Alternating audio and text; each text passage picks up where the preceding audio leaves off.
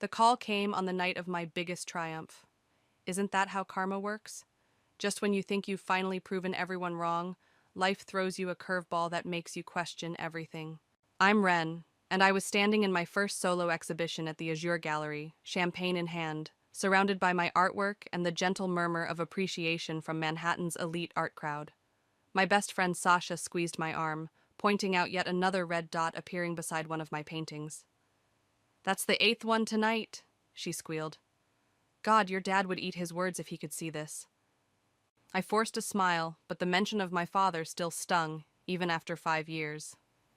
"Let's not go there tonight, Sash." Corey, my partner and the gallery owner, approached with a broad smile.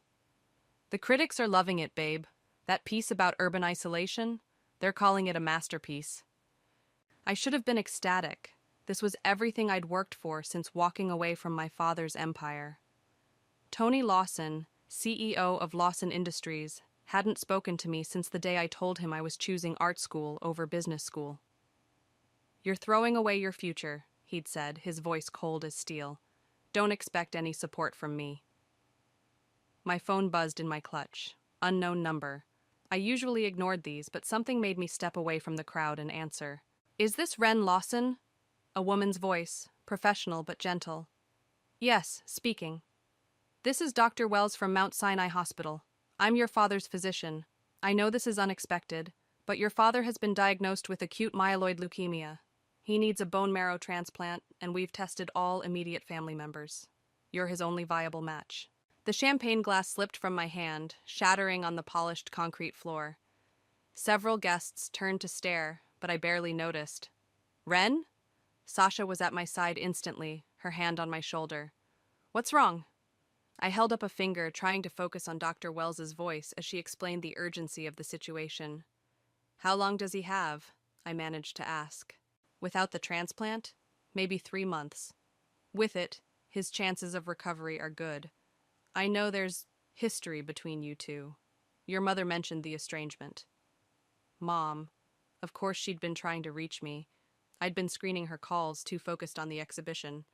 "I'll need time to think about it," I said, my voice surprisingly steady. "Of course. But please don't take too long. Here's my direct number." After hanging up, I turned to find both Sasha and Corey watching me with concern. "My father's dying," I said flatly. "And apparently, I'm the only one who can save him." Sasha's eyes widened. "Holy shit."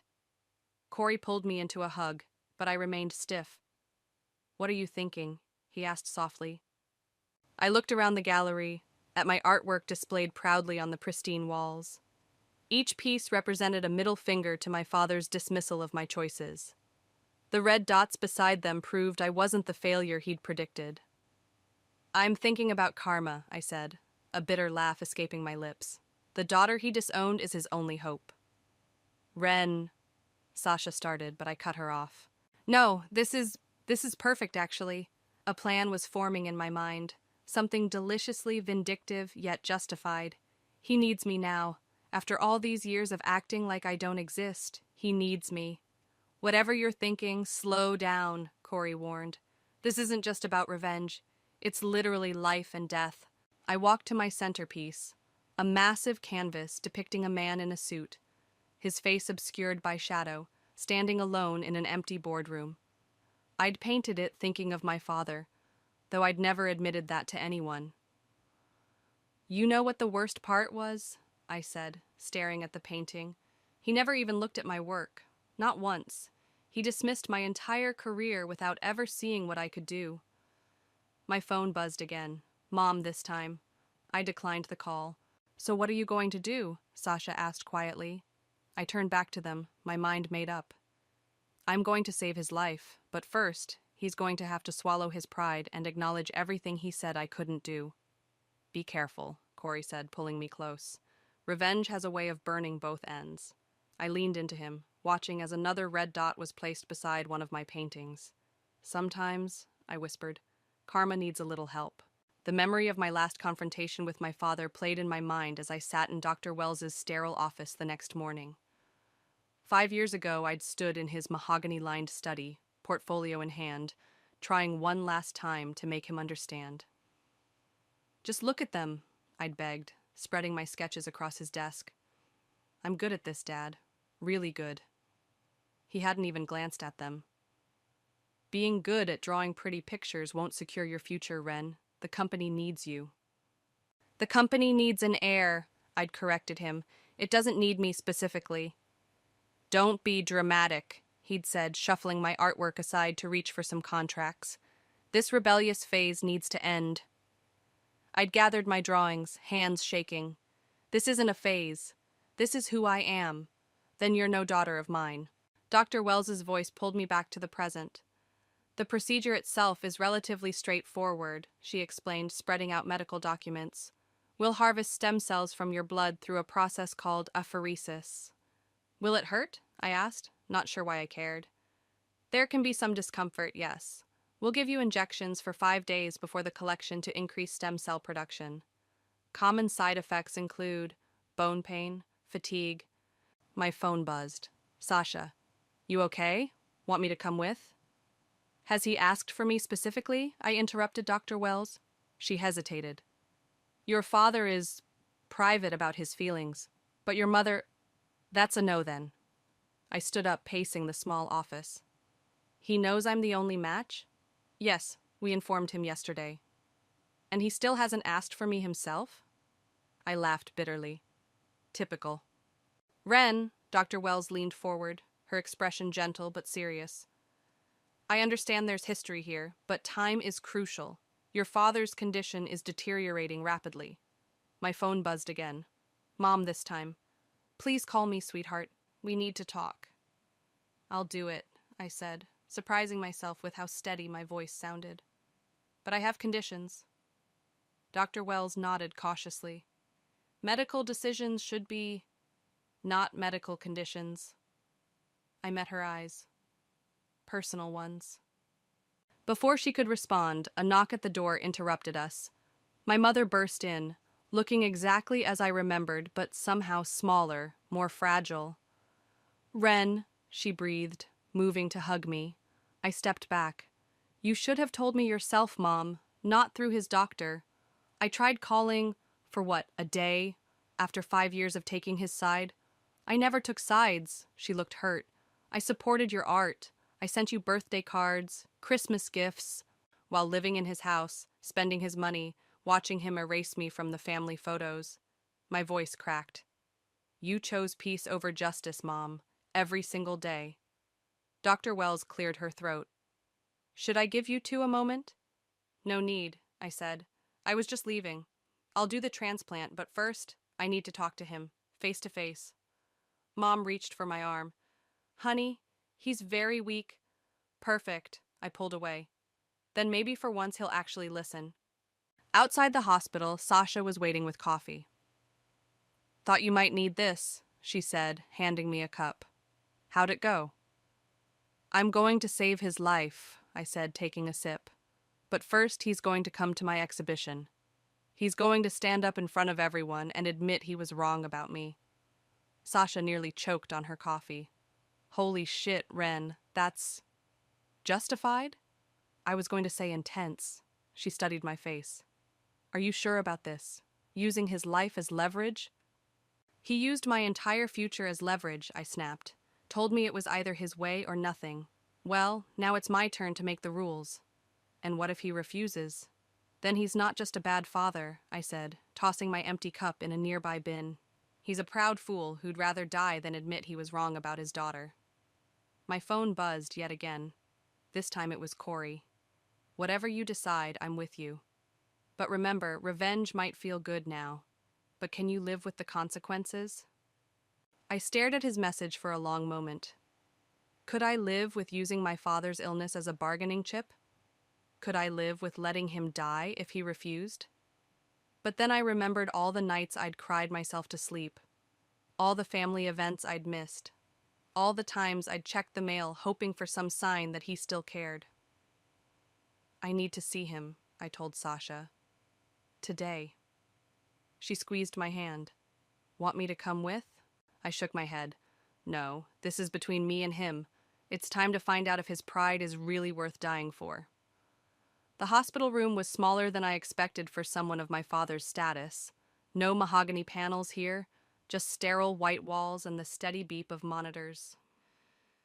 He lay propped up in bed, still wearing a dress shirt despite the IV in his arm. Some habits die hard, I guess. Ren. His voice was weaker than I remembered, but his eyes were sharp as ever. You came. Not for you. I remained standing by the door. For Mom. And because letting you die would make me as heartless as you. He sighed, adjusting himself in the bed. If you came to throw accusations, I came to make a deal. I moved closer, noting how the illness had hollowed his cheeks. Isn't that the language you understand best? Always so dramatic. He tried to sound dismissive, but a coughing fit ruined the effect. I waited until it passed. Here's my offer. I'll do the transplant. But first you're going to attend my exhibition. He stared at me. That's all? No. I pulled up a chair but didn't sit. You're going to stand up in front of everyone. The critics, the buyers, your business friends, and publicly acknowledge that you were wrong about me. Wrong about my choices. Wrong about my art. The monitors beeped in the silence that followed. His face flushed with anger, or maybe fever. Absolutely not. Then find another donor. I turned to leave. This is ridiculous, he snapped. You'd let me die over a speech? I spun back. You let me die 5 years ago. My dreams, my identity, everything I was. You killed it all because it didn't fit your precious plan. I was protecting you. You were protecting your ego, the words echoed off the walls. And now your ego is literally killing you. Poetic, isn't it? A nurse poked her head in. Everything okay in here? Fine, we said simultaneously. And for a moment, I saw a flash of our old connection. After she left, Mom slipped in. She must have been waiting outside. I heard shouting, she said, looking between us. Your daughter is attempting blackmail, Dad informed her. Your husband is choosing pride over survival, I countered. Mom sat heavily in the chair I'd ignored. Enough, both of you. Ren, honey, he's sick. This isn't the time for... When is the time, Mom? When he's dead? When there's nothing left to resolve? I pulled out my phone, pulled up the gallery website. Look, Dad, actually look. I held the phone in front of him. He turned away. Fine. I started reading reviews out loud. Lawson's work demonstrates a masterful understanding of light and shadow. Her commentary on modern isolation is haunting and profound. One of the most promising new artists in New York. Stop it, he muttered. The centerpiece alone sold for... I said stop. He knocked the phone from my hand. It clattered across the floor. Mom retrieved it, hands shaking. Tony, please, just look. I don't need to look at pictures to know I was right, he said. Success in art is fleeting. The family business is doing fine without me, I finished. Just like I'm doing fine without it. The difference is, right now, you're not fine at all. His heart monitor picked up speed. Mom noticed too, moving to his side. Ren, maybe we should continue this later. No. I stepped closer to his bed. Here's what's going to happen.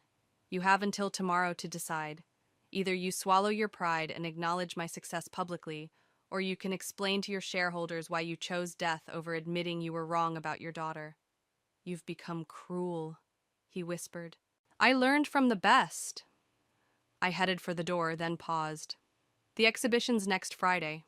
Dr. Wells says you're strong enough to attend for an hour. Think about it. Mom followed me into the hallway.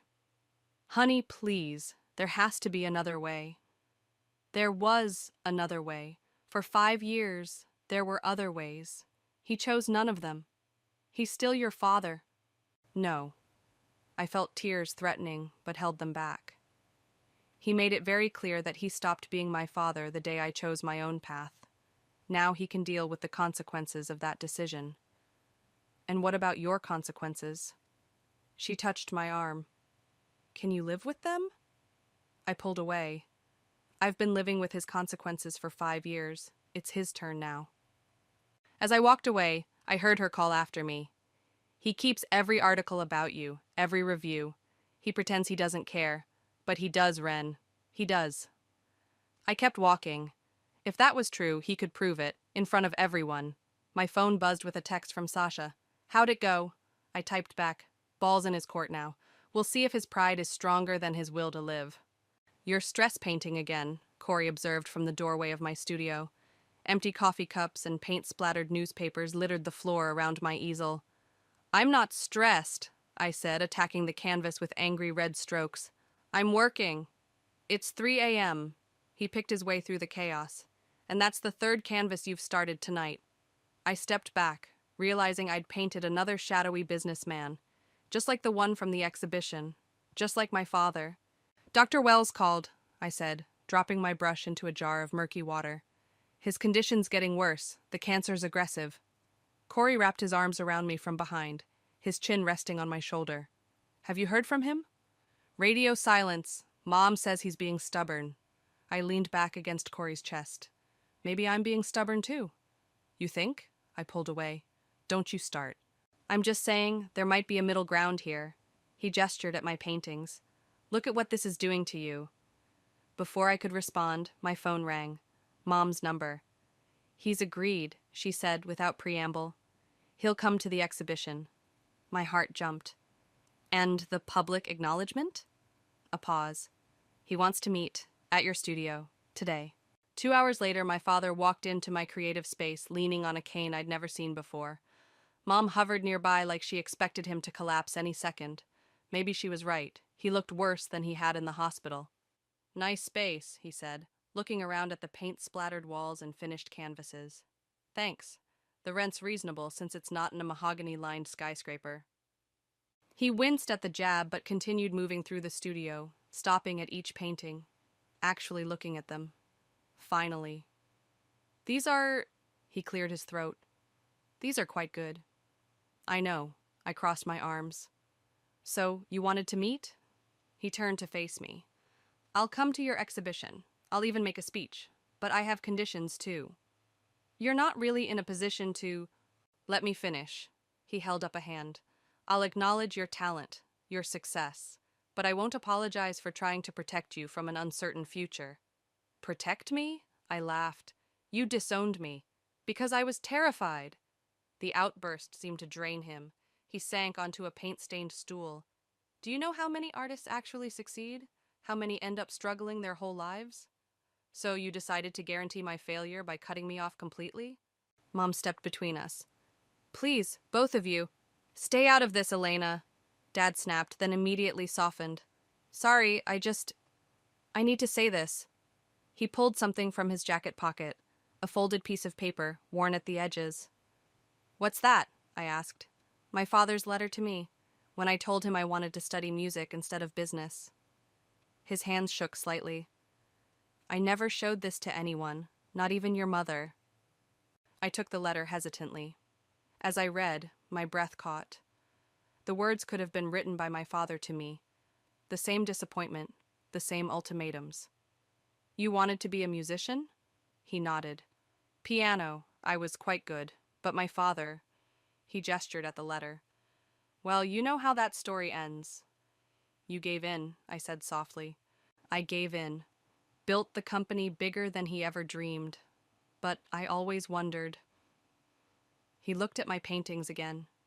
You're stronger than I was, braver. The letter trembled in my hands. Why didn't you ever tell me this? Because admitting it meant facing my own cowardice. He stood slowly, unsteady on his feet. I'll come to your exhibition. I'll make the speech. Not because you're forcing me, but because you deserve it. You did what I couldn't. Mom was crying silently. I felt my own eyes burning. Dad! He swayed slightly, and Mom rushed to steady him. Just promise me one thing. Don't do the transplant out of revenge. Do it because, despite everything, we're still family. As they left, I sank to the floor, his father's letter still clutched in my hand. Corey found me there an hour later, surrounded by scattered art supplies and complicated emotions. You okay? He asked, sitting beside me.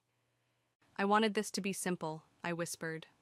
Revenge, justice. But it's not simple at all, is it? He took my hand. Family never is. My phone buzzed. A text from Sasha. Did he agree? I stared at the message, thinking about fathers and children, about art and fear, about revenge and forgiveness. Yes, I typed back, but I'm not sure who won anymore. The pre-transplant tests felt endless. Blood draws, physical exams, psychological evaluations. Through it all, my father's letter to his father stayed in my jacket pocket, its edges softening from constant handling. "You're a good candidate," Dr. Wells said, reviewing my results. "We can schedule the procedure for next week, after your exhibition." "How's he doing?" I asked, rolling down my sleeve after the latest blood draw. "Holding on. Your mother says he's been practicing his speech." I snorted, probably having his PR team write it. "Actually," Mom's voice came from the doorway, "he's been writing it himself, in the hospital garden, every morning." She looked exhausted, the kind of tired that seeps into your bones after too many nights in hospital chairs. "You should go home, get some rest," I told her. "I will. But first..." She pulled out her phone, showed me a photo. My father sat in the hospital garden, legal pad on his lap, pen in hand. He looked small in the morning light, vulnerable in a way I'd never seen him. "He's really trying, Ren." I touched the letter in my pocket. "Yeah, well, maybe he should have tried 5 years ago. Maybe we all should have." She sat beside me. "I found something yesterday, cleaning his home office. Want to see?" She pulled out a manila folder, thick with papers. Inside were printouts of every online article about my art, every review, every gallery mention. Some had his handwritten notes in the margins. Strong composition. Excellent use of light. My daughter did this. "He's been following your career all along," Mom said softly, too proud to admit it, but too invested to look away. I flipped through the articles, dates going back years. "Why didn't you tell me? Would you have believed me?" Before I could answer, Sasha burst in, waving her phone. "Have you seen this? Someone leaked that you're doing the transplant. It's all over social media." Dr. Wells frowned. "Patient confidentiality." "It's fine," I interrupted, taking Sasha's phone. The post was from a local art blog. "Rising star artist Ren to save father's life through bone marrow donation." "The comments are wild," Sasha said.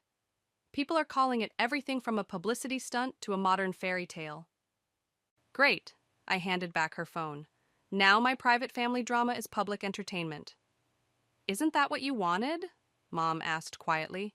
"Public acknowledgement?" "Not like this." I stood up abruptly. "I need air." I found myself in the same garden where Dad had been writing his speech. Sasha followed, because of course she did. "Talk to me," she said, sitting on a bench. I pulled out the letter, handed it to her. As she read, her eyes widened. "Holy shit, so he gave up his dreams because his father made him." "Yeah." I picked at a loose thread on my sleeve. "Doesn't excuse what he did to me, but it explains it," Sasha suggested. "Maybe, I don't know." I looked at her. "What if I'm making a huge mistake? Using the transplant as leverage?" "Honey, that ship has sailed. The question now is, what are you going to do next?" My phone buzzed. A text from Dad. "Saw the news. Don't worry about it affecting the exhibition. Focus on your art. That's what matters." Another buzz. Corey this time. "Gallery's getting calls about the story. Want me to handle it?"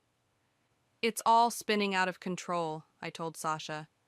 "This was supposed to be about making him face what he did to me. Now it's becoming this whole thing."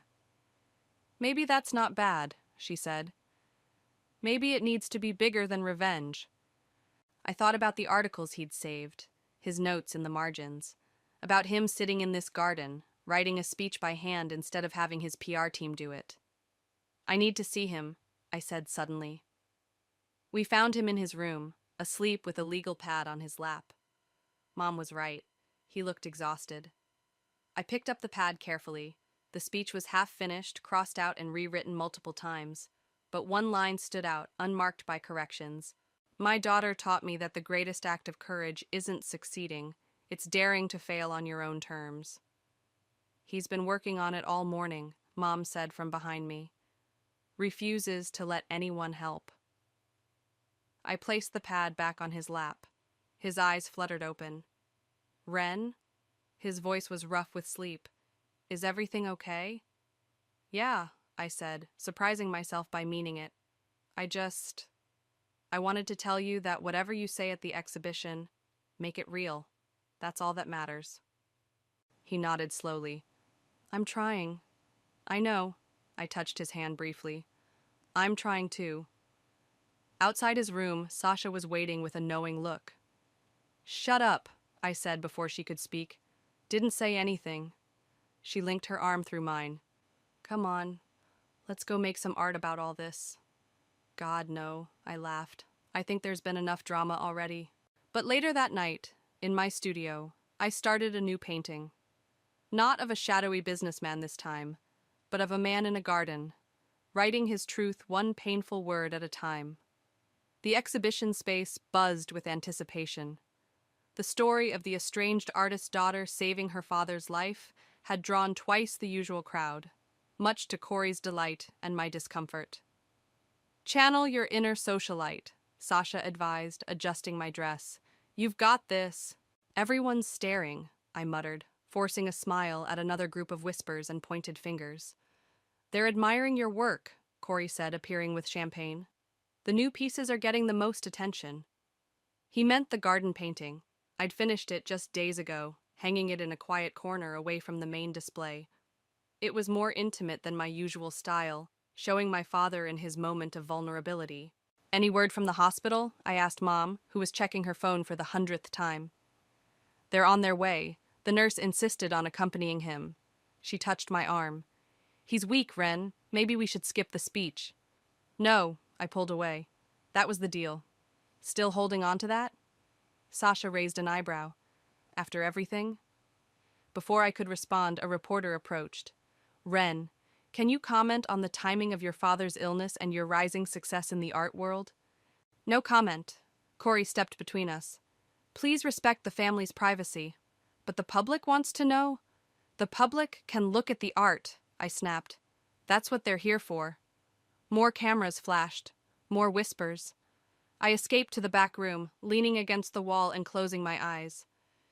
Deep breaths, Sasha said, following me. Want me to cause a distraction? I could spill wine on that pushy reporter. I laughed despite myself. Thanks, but he's here. Mom appeared in the doorway. But Ren, he's not doing well. I pushed past her into the gallery. Dad sat in a wheelchair, a nurse hovering nearby. He looked worse than ever, pale and drawn, but his eyes were alert as they scanned the room. The crowd parted as I approached. Phones came out. Someone started filming. You came, I said softly. I made a promise. His voice was barely audible. Show me? I wheeled him through the gallery, past my older works, the ones he'd never seen. He commented on each one, asking questions about technique and inspiration. His observations were surprisingly astute.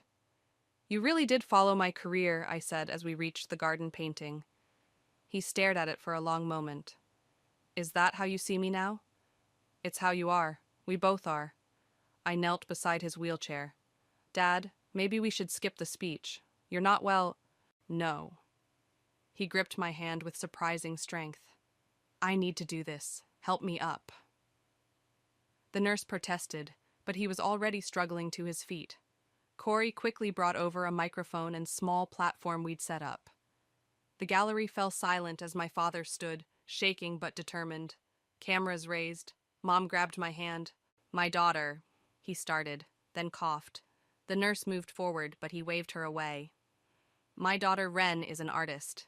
5 years ago, I told her this was a mistake, that she was throwing her life away. He paused, breathing heavily. I found myself holding my breath, too. I was wrong. His voice grew stronger.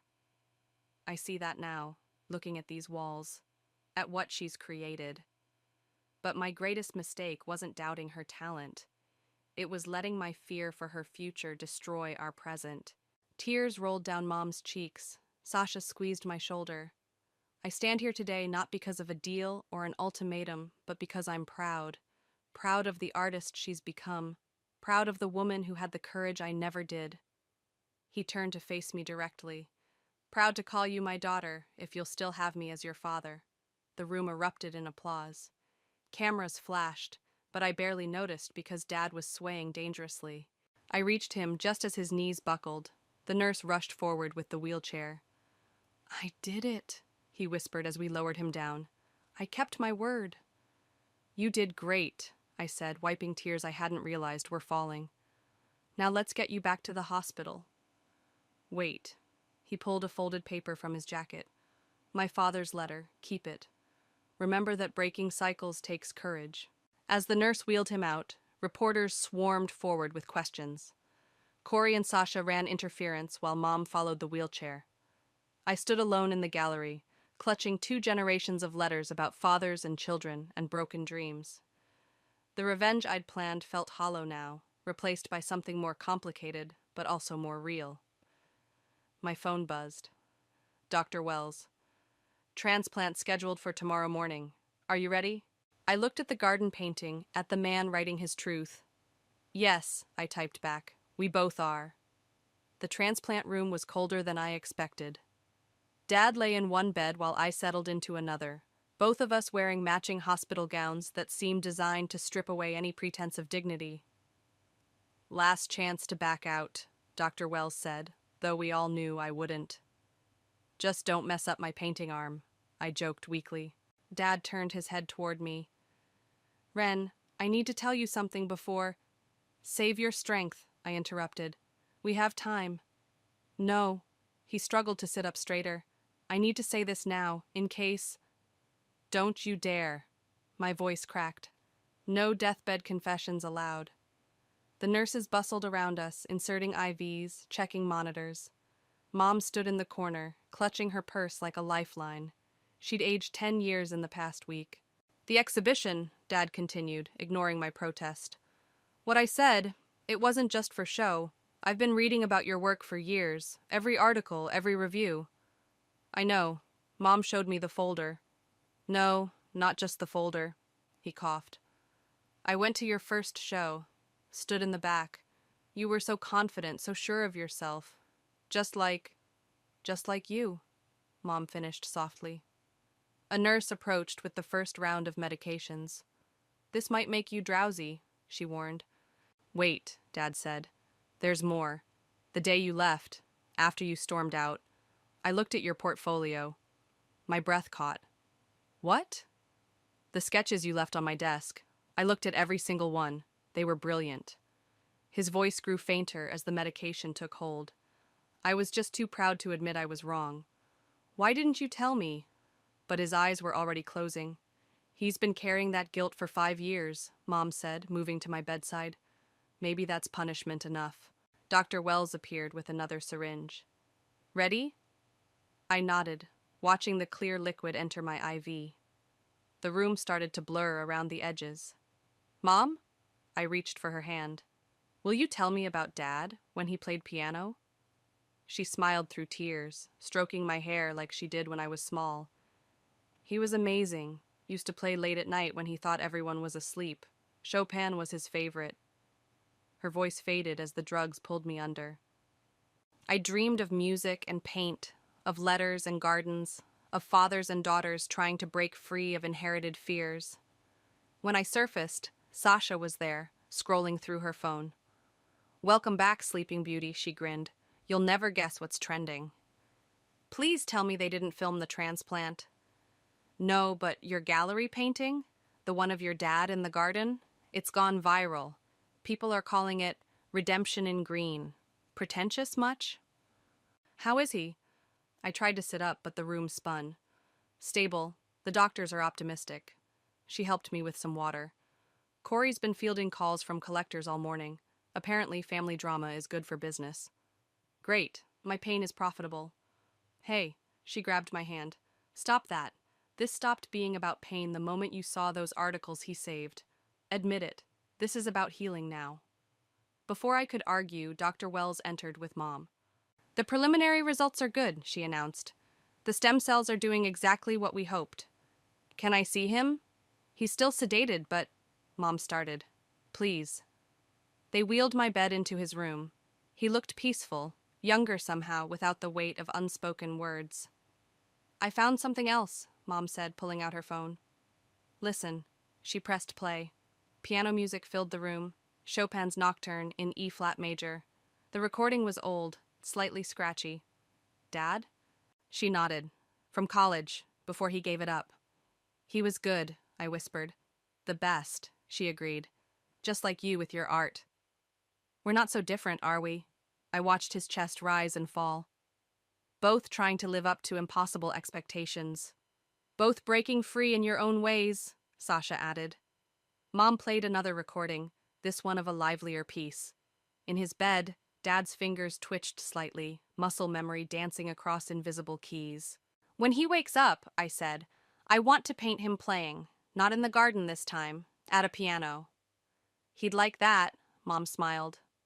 And maybe, I hesitated. Maybe he could teach me, if he wants to. Sasha wiped away a suspicious moisture from her eyes.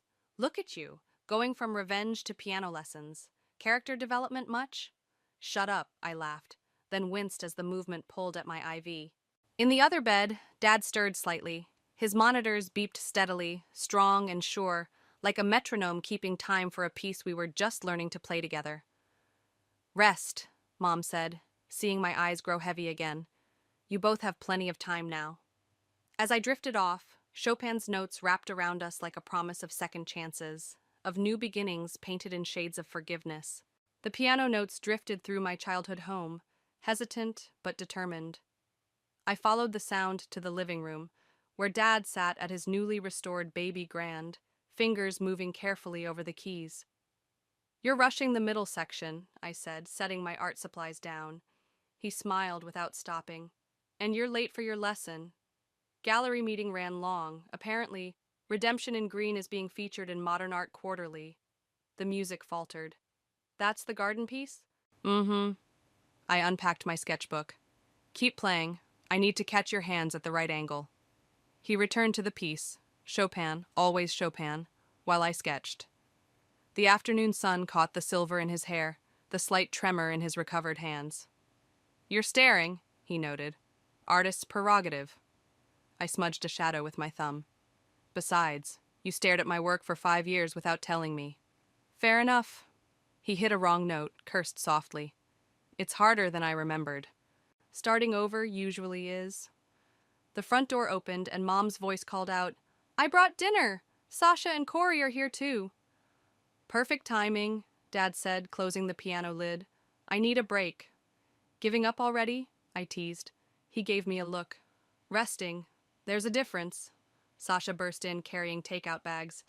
Ooh, are we finally getting a piano concert? Not today, Dad and I said simultaneously. Creepy, Sasha stage whispered to Corey, who was setting up plates. They're starting to sink. Mom arranged the food while I cleared away my art supplies. Dad moved to help, but his hands shook slightly. I've got it, I said quietly. I'm not made of glass, Ren. No, but you are recovering from major surgery and a 3-hour piano session. I gestured at the couch. Sit. He sat, but not without grumbling. When did you become the parent? When you decided to nearly die on me. The room fell silent. We didn't talk about that much. The transplant, the fear, the uncertainty. It was still too raw. Speaking of parenting, Corey broke the tension. Show them, babe. I pulled out my phone, opened the email I'd received during the gallery meeting. Remember that arts education initiative I mentioned? They want me to run their youth program, teaching kids from underprivileged backgrounds. Ren, that's wonderful, Mom exclaimed. It's part-time, I continued, watching Dad's reaction. So I can still paint, still do exhibitions, but also give back, you know? Dad nodded slowly, teaching the next generation to be brave. Braver than we were, I agreed. Oh, Sasha jumped up. Show them the other thing. I shot her a look, but she was already pulling the rolled canvas from my art bag. Sasha, they'll love it. Dad leaned forward as she unfurled the painting. It showed him at the piano, but not as he was now. This was young Dad, playing with abandon, joy evident in every brushstroke. How? Mom's voice cracked. How did you know what he looked like then? Found his old college photos. Plus, I gestured at my face. Apparently, I looked just like him at that age. Who knew? Dad touched the canvas gently. Is this for your office? I finished. If you want it. Kind of a thank you for the piano lessons. Even though I'm a terrible teacher, especially because you're a terrible teacher. He laughed, then grew serious. I don't deserve this. Maybe not. I sat beside him. But that's not why I painted it. I painted it because I wanted to capture the moment before fear won, before you gave up your dreams. I didn't give them up, he said softly. I just passed them on, in a different form. Sasha pretended to gag. Okay, enough emotional growth. Can we eat before the food gets cold? We gathered around the coffee table, passing containers, sharing stories. Mom insisted on hearing about the youth program. Corey talked about the gallery's expansion plans. Dad complained about his physical therapy while secretly looking pleased at his progress. As the evening wound down, he returned to the piano. This time the notes were stronger, more confident.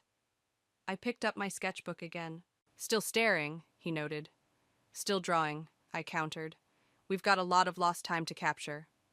The music swelled, filling the room with possibilities. Not of what could have been, but of what could still be. Hey, Dad?